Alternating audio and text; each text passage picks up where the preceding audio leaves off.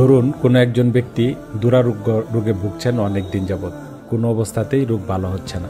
এই ক্ষেত্রে আসলে কি করা যেতে পারে? চিকিৎসা তো চলছেই, তারপরে ভালো হচ্ছে না। এই বিষয়ে আমাদের আকাবির যারা রয়েছেন তাদের এক একজনের এক এক পদ্ধতি ছিল। এরকম একটি ঘটনা হযরত আব্দুল্লাহ ইবনে মুবারক সম্পর্কে প্রচলিত আছে।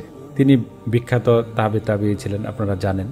ওনার কাছে এক ব্যক্তি এসে বলল যে আমার পায়ে একটি ক্ষত রয়েছে এবং সেখান থেকে সবসময় পুজ এবং রক্ত ঝরে এবং আমি 7 বছর যাবৎ এরকম কষ্ট করছি, কোনো অবস্থাতে ভালো হচ্ছে না।